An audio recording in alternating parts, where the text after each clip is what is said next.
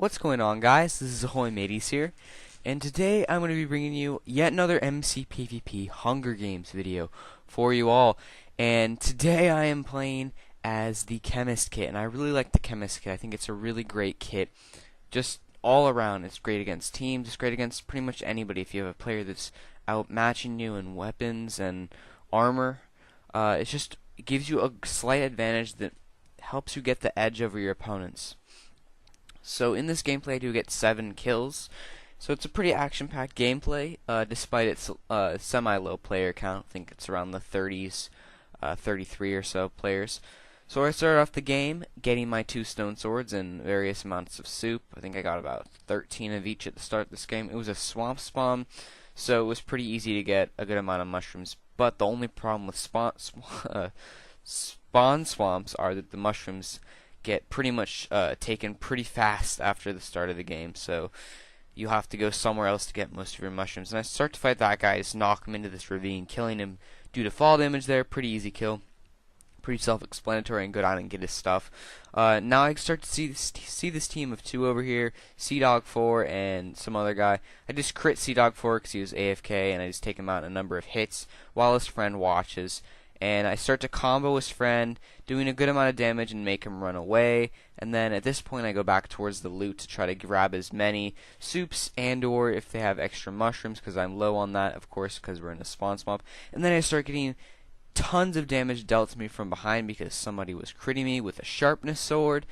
And that does a ton of damage. Sharpness 1 on a stone sword with critical hits just does a massive amount of damage, and he actually goes after the other guy that ran away from me that decided to come back and fight me again. So I let him go after him. I let him go and kill him because I'd rather just let them fight and then go after him once he's weakened, probably, after that guy, but he takes that guy simply out pretty easily. So I get all my pots ready and I spam him with my instant damage and my and the poison, and then I throw the weakness 1 on him.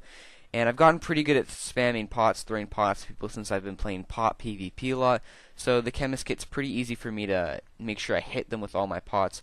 So I start to combo him. We're going pretty back and forth here. He just does a ton of damage to me with his sharpness sword, so I'm having to soup pretty much every hit. So it's kind of hard for me to strafe him.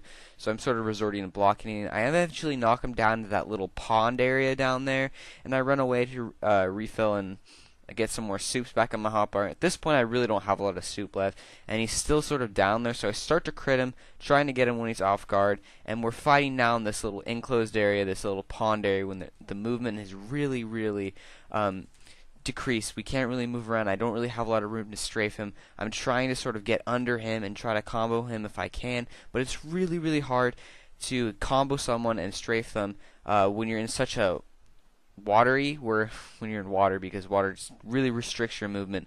Eventually take him out with 2 hearts remaining and no soups left in my inventory. I think I had 1 left in my inventory, but it was a really close fight and really good fight to you, even though you had a sharpness sword. If you didn't have that sharpness sword, this fight would have probably gone a lot easier for me.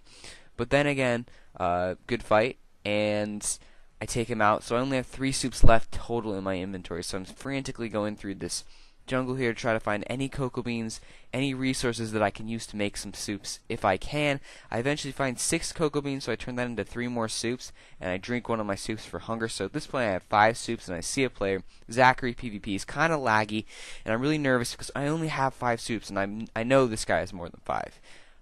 So I knock him into this lava pool. Conveniently, this lava pool is right here, so I'm able to knock him in and sort of keep him in there and use that guy's sharpness sword to my advantage to sort of deal a ton of damage to him and kill him there.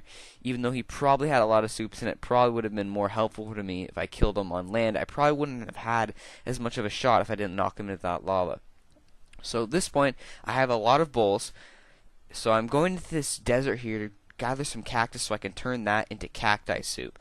And at this point, I've had all forms of soup. I've had cocoa bean soup, I've had cactus soup, and I've had mushroom soup. So I know there's a challenge on the Mcpvp. What's it called for that? I don't know if you have to be that kit, I think, to get it. But here I see these 2 players fighting, and I decided to just wait it out, which is what you want to do, guys. If you see 2 players fighting, you want to wait until one of them kills the other, and then you can jump in and finish him off like I do right here. That guy was not expecting me to come in. I jump in and deal a massive amount of damage while critting him with my sharpness sword and take him out. And he had a lot of armor, and it would have been really hard for me to kill him if I didn't do that. So just wait it out if you see two people fighting and just take them out once they're weak. That's a great tip for you guys. So and lastly, I see this guy. He's the second to last person in the game, and he's up in this tower with this giant staircase going all the way up. So I know he's got some sort of trap up his sleeve. So I want to try to approach this a little bit carefully. And I know I have that 5 iron ore in my inventory. So what I'm going to do here is I'm going to make a furnace, and I'm going to smelt that up and use the iron to craft myself a bucket. And I'm going to fill that bucket up with water so I can use that water bucket to break my fall if I get knocked off. This is a very common strategy called MLG water. I think it was more commonly known by Zephyr in one of his videos. And it's a really great thing. Is if you didn't know, if you're falling down, you place water at the last second while holding spacebar, it'll completely break your fall and you will not die of fall damage. Now, this is something you sort of have to practice on your own, whether it be in a single-player world or on a multiplayer server. You just gotta tower up and jump off and place your water down at the right time. You can do this a number of ways. You can spam right-click and just hope for the best, or you can time it. I prefer to time it because it's a lot more efficient and it's a lot more accurate. However, the spamming can be easier for newer players.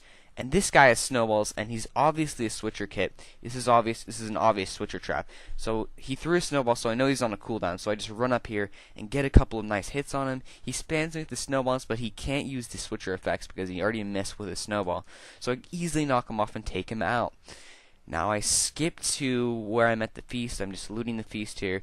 It wasn't the greatest feast. I got pretty much full diamond without a helmet, but there were no diamond swords, and I didn't have a level, so I wasn't able to enchant my iron sword right away. I do get a level later on in this game, and I do enchant it and I get knockback, so not the greatest enchantment. So I don't really have a very strong sword. I actually end up using my stone sword with sharpness 1 the entire game, because if you didn't know, a stone sword with sharpness 1 on it is better than an iron sword with no enchantment or knockback. Knockback doesn't do any extra damage, as you know, it just gives you a little bit more knockback on players, which can be useful if you're PvPing, but I prefer to have the extra damage. Right here I just try to gather some XP, but I couldn't get a level from that sheep, so I just grabbed the enchantment table, blow up the feast here, and move on to the last guy in the game who has nothing, and he was also a switcher, and he was over here, obvious trap. So I decided to take this carefully. I thought this was going to be a fall damage trap, like a Kaya trap or something, where he would like pull me in and throw me down to the ground. So I had my bucket in hand just in case. I take out my bow here and take a couple of shots on him, and this bow really comes in handy because I didn't really want to approach him directly because I didn't want to get killed by him. So I used my bow to my advantage to try to deal damage to him from afar, because luckily he did not have soup. He told me he was doing some sort of cook challenge, which was an obvious lie because I looked in the stats page and he was a switcher kit. So right here I tower up because he's down in his little hole. I get my bow into my inventory, as you can see right here. Make sure my water bucket's in there. I take a couple more shots on him and eventually take him out right here.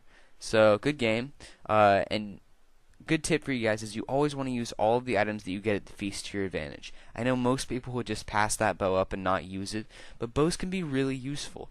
If you're ever fighting someone in a tower, it can be really useful to knock them off, and in this situation it really helped me out because he could have got me into that trap and possibly killed me. So then again, guys, I thank you for watching. If you liked the video, I encourage you guys to leave a like. If you have any comments or suggestions or anything you just want to say to me, please leave them in the comment section below, and I will try to get back to you as soon as I can.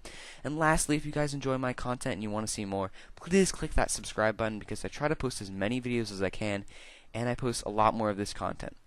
So I thank you guys for watching, and I'll see you later. Have a great day.